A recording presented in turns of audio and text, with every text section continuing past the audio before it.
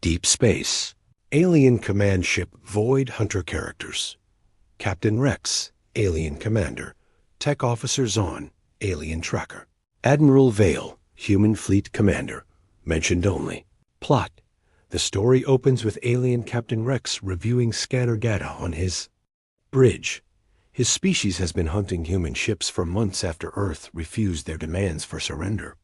The aliens are confident in their superior technology and have destroyed several human vessels. Tech Officer Zahn reports detecting a small human ship near the edge of a solar system. The ship appears damaged and is moving slowly toward what looks like a barren moon. Rex orders his fleet to pursue, seeing this as an easy target. As they approach, long-range sensors show the human ship is indeed small, perhaps a scout vessel or transport. It seems to be limping toward the moon for emergency repairs. Rex smiles, thinking they've cornered helpless humans. The alien fleet positions itself to intercept. They watch the human ship land on the moon's surface near what appears to be small outpost. Rex decides to toy with his prey, ordering his ships to surround the moon at a safe distance. Let them think they're safe, Rex tells his crew. We'll give them time to despair before we finish them. Strange energy readings begin emanating from the moon, but Zahn dismisses them as the human ship's damaged engines or primitive mining equipment. Key elements. Establish alien overconfidence. Show the small human ship landing on the moon. Hint at unusual energy readings. Set up the trap. Captain Rex, Tech Officer Zahn. Commander Stone, human, voice only. Dr. Miles, human scientist. Plot. Rex's fleet maintains its position around the moon for several hours. The aliens intercept human communications from the surface. Panicked voices discussing engine repairs and requesting backup. This confirms Rex's belief that they've trapped desperate survivors. Dr. Miles, monitoring from the moon's surface, calmly reports to his team that the alien fleet has taken the bait. The humans aren't panicked at all. They're following a carefully planned protocol. Meanwhile, Zahn notices the energy readings from the moon are increasing steadily. The patterns don't match any known human technology. When he brings this to Rex's attention, the captain dismisses it as fear-mongering.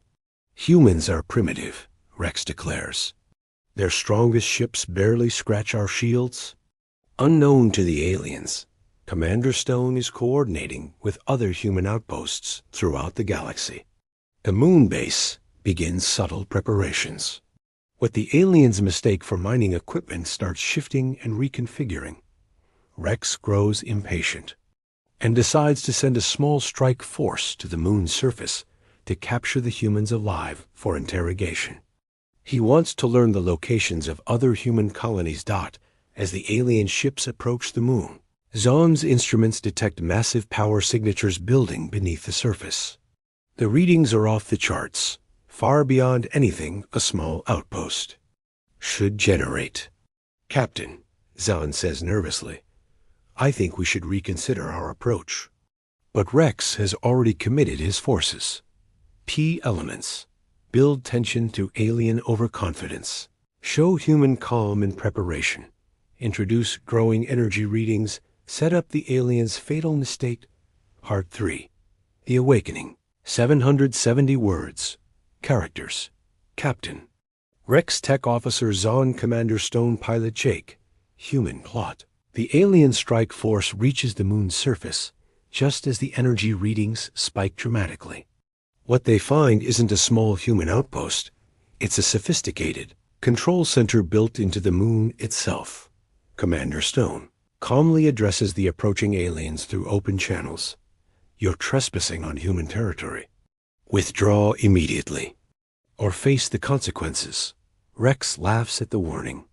How can humans trapped on a barren moon threaten his superior fleet?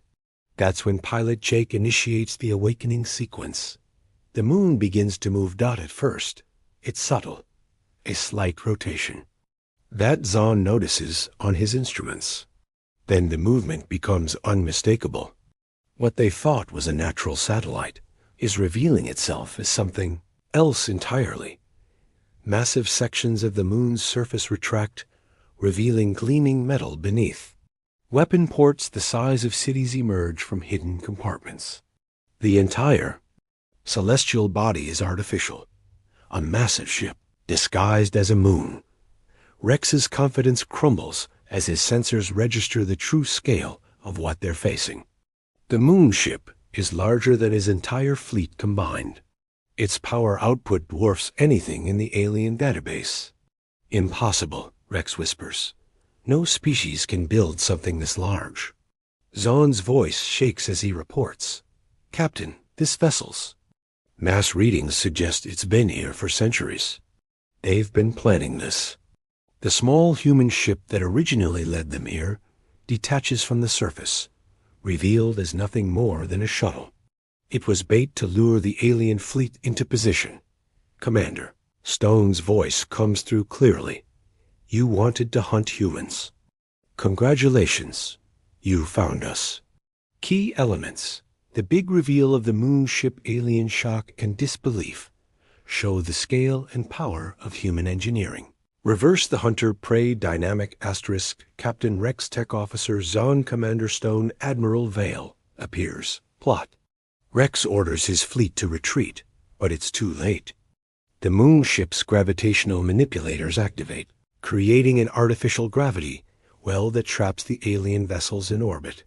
You came here to destroy us, Commander Stone announces. Now you'll witness what humans are truly capable of. The moon ship's weapons systems come online. Massive energy cannons that have been disguised as craters track the alien fleet. Point defense systems emerge from what appeared to be natural rock formations.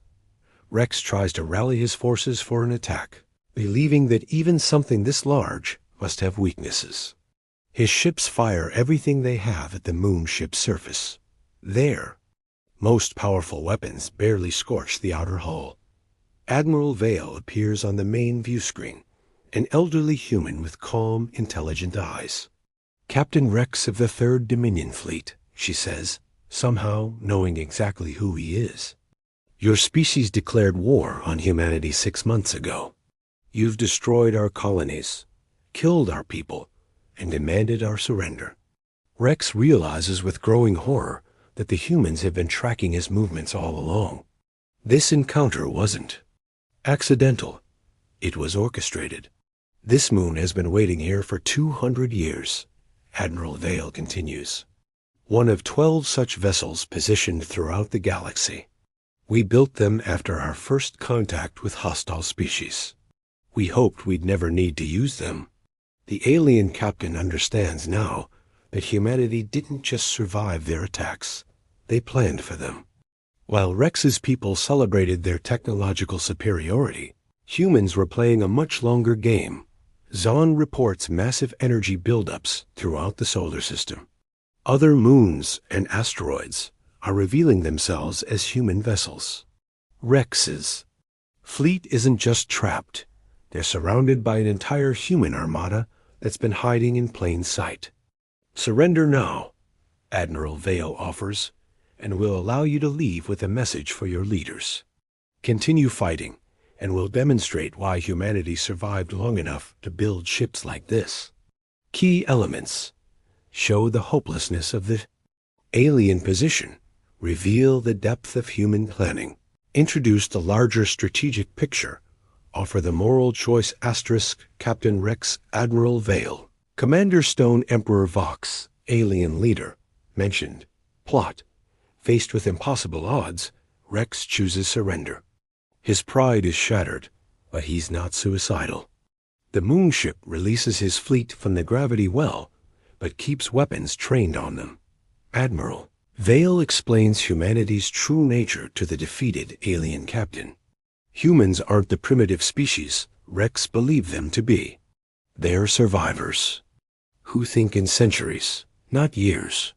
Every attack on humanity has been carefully analyzed and prepared for. Your people saw our small ships and assumed we're weak, Vale says. But you never asked why a species would spread across the galaxy in such small vessels. You never wondered what we might be hiding. Rex learns that the colonies his fleet destroyed are mostly decoys and research stations.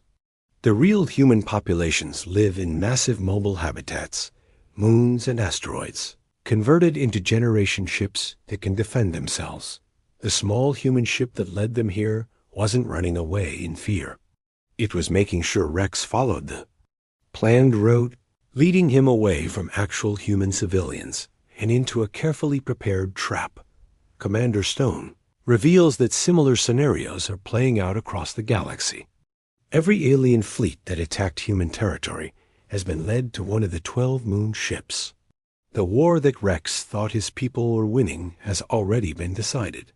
Admiral Vale gives Rex a choice: return to his homeworld with proof of human capabilities and recommend peace negotiations, or have his fleet destroyed and let the next alien commander discover the truth for themselves. Rex, humbled and terrified, agrees to carry the message. As his battered fleet limps away from the solar system, he watches the moon ship fade back into its disguise. To any future observers, it will look like a natural satellite again. The story ends with Rex composing his report to Emperor Vox. He struggles to find words to describe what he witnessed. How do you tell a proud, aggressive species that they've made enemies of beings who think like gods and plan like architects? The final scene shows other alien fleets throughout the galaxy receiving similar messages from their surviving commanders. One by one, species that thought they were conquering humanity begin to understand what they're truly facing: the moon. The moon ships return to their patient waiting, guardians of a species that learned long ago that the best weapon is the one your enemy never sees coming. Key elements: complete the role reversal, show humanity's long-term thinking, provide a satisfying resolution, end with the larger implications.